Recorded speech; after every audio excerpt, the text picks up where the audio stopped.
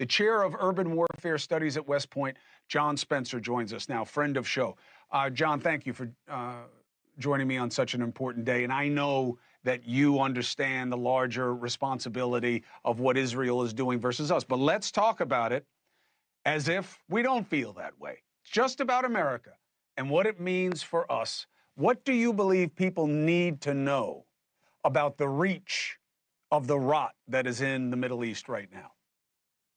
I think they should know it's here already. I mean, from the ridiculous, disgusting things that we're seeing on our TV, on our college campuses, cowards that don't even wear masks, that radicalization leads to rot. It leads to more terrorist attacks. It leads to that internal decay from external influence of the Islamic regime in Iran, of Russia, influencing these youths who can believe all these lies. And they're not the civil rights movement. They're not the anti-Vietnam crew. They're literally out there marching for rapists, terrorists. They're calling for the destruction of all the Jewish people. They chant one solution. The realization from our leaders here, whether that's a college campus or in our congressional seats, is that it's here now, and if we don't do something about it, it's only going to get worse. This is a red flashing light of severe catastrophe happening here, let alone our foreign policy with the Islamic regime. So answer this deflection. Well, I don't know, John. You know, these are people who've got a misplaced sense of privilege, and they're trying to reach out to the oppressed, and they feel like that's what they need to do. It gives them meaning and purpose.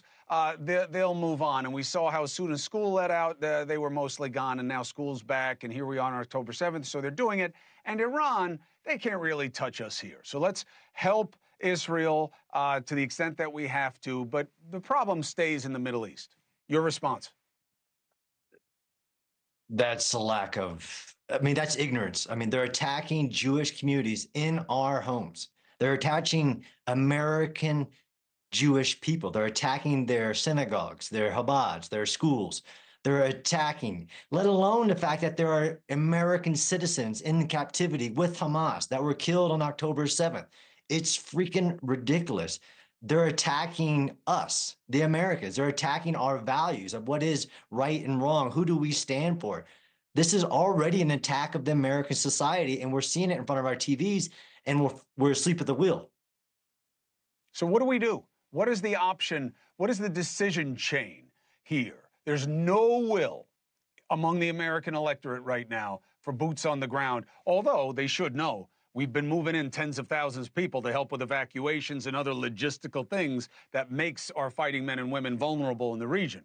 But there's no will to be on the ground. Certainly Trump, while he has had a strong affinity for Bibi Netanyahu, he is not one to commit troops in the Middle East.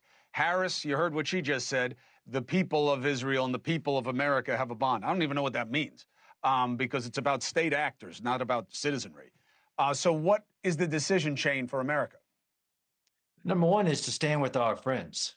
We stand with our friends who are being attacked. They're not at war with 7 different fronts. They're being attacked daily by 7 different fronts. They couldn't even have a Remembrance Day for October 7th without the Houthis launching a surface-to-surface rocket and sending millions into captivity. So first, we need to have a unified message that we stand with all the Jewish people of the world, and we stand with Israel in defending its citizens. That's number one. And number two is we need to have clarity on what that means. Who are the oppressed and who are the oppressors? That it isn't okay on our college campuses or anywhere to wear a mask and a keffiyeh and chant hate crimes, anti-Semitism. We need to ratify these ideals that we've had that no, from the river to the sea is a genocidal call, and it won't be accepted on social media or especially in our college campuses. I'm scared for my kids to go to school because of this inaction. I have no problem with bad ideas.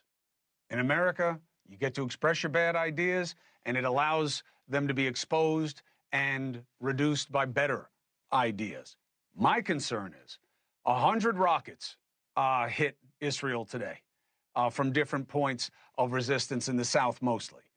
If one rocket like that went off and hit one bus in America and killed a group of Americans, everything would change. And we need to stay ahead of that with policies and people who are thinking the right way about how to blunt the threat of Iran instead of just waiting for the American people to be outraged by what happens here. We got to remember the lesson of 9/11. You and I lived it.